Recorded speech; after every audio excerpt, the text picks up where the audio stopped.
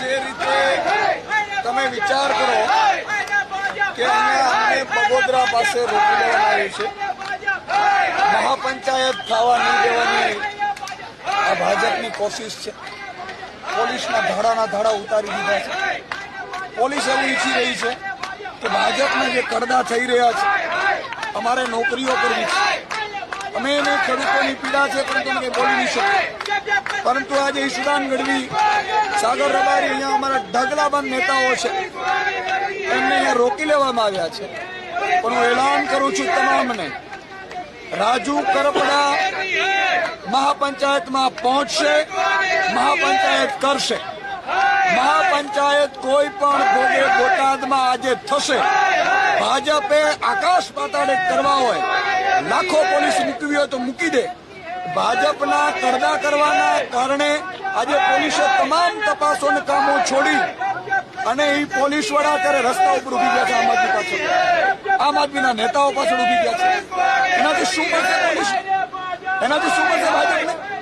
વ્યવસ્થા તંત્ર એવું હોવું જોઈએ કે જેમાં હંમેશા પ્રજાના હિતની વાત થતી હોય, પ્રજાની લાગણીની વાત થતી હોય. આજે અમને જે રોકી લેવામાં આવ્યા છે, જેના કારણે 54 લાખ ખેડૂતોમાં એક મેસેજ જશે કે ભાજપની તાનાશાહીને અમે ક્યારેય અટકવાના નથી. આજે ભાજપ પોલીસથી અટકાવે છે. આ 54 લાખ ખેડૂતોના હકની લડાઈને ભાજપ અટકાવી રહી છે. 54 લાખ ખેડૂતો આગામી સમયમાં બધા લોકો ધીરે ધીરે ભાજપની આ જે ચાલ છે, જ્યારે જ્યારે ભાજપ ડરે છે ત્યારે પોલીસને આગળ કરે છે. અને એ પોલીસને આગળ કરવાની ચાલને અમે ક્યારેય કામયાબ નહીં થવા દઈએ. આજે કોઈ પણ ભોગે મહાપંચાયત થશે. રાજુ કરપડા છેલ્લે પહોંચશે મહાપંચાયતમાં. આજે ભલે અહીંયા મને રોકી લેવામાં આવ્યો, પરંતુ કોઈ પણ ભોગે ખેડૂતોના હકની લડાઈ અમે અટકવા નહીં દઈએ.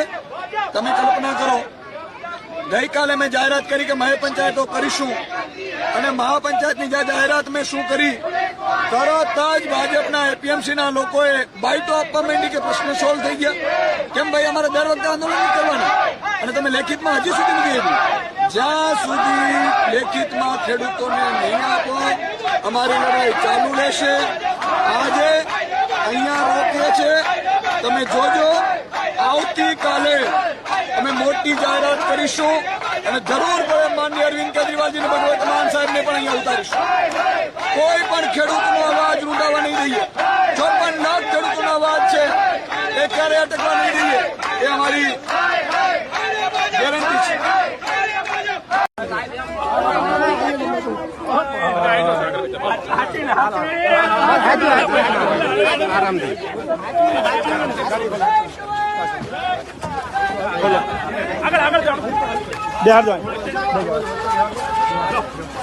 ભાજપની તાનાશાહી ક્યારે ચાલુ નહીં દઈએ. 54 લાખ ખેડૂતોનો અવાજ ભાજપે.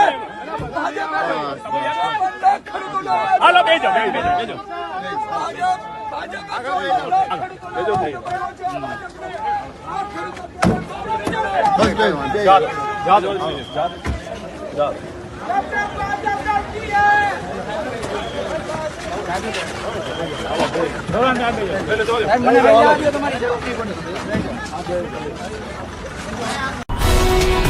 ગુજરાતભરના તાજા સમાચાર મેળવવા માટે અમારી ગુજરાત નેશનલ ટીવી ન્યૂઝને સબસ્ક્રાઇબ કરો, બેલ આઇકોન પર ક્લિક કરો.